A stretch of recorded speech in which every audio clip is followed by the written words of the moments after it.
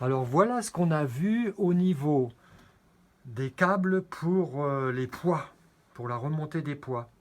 On part de l'horloge et au final, ça va descendre dans cette cheminée, ici certainement pour la sonnerie, et dans cette autre cheminée, ici pour le mouvement.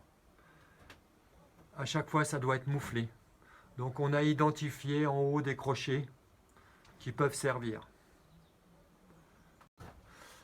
Alors au niveau de l'horloge, si on parle du mouvement, le câble du mouvement, il est sur ce treuil.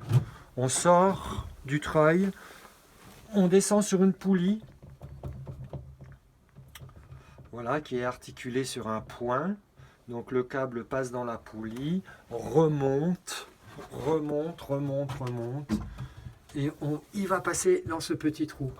Et dans ce petit trou, donc il va là-haut vers des crochets de mouflage, pour se retrouver dans cette cheminée qu'on a vue à gauche.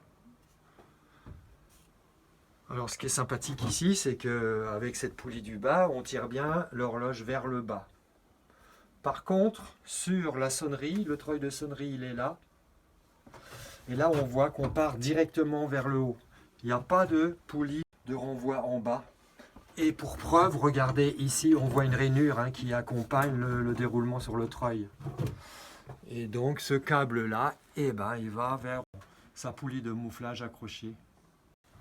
Vous voyez, donc on est surpris que d'un côté, on tire bien l'horloge vers le bas, de l'autre, même, on va dire le côté le plus lourd, ça se voit à la taille des câbles. Si le câble est petit ici, c'est qu'il y a moins de poids.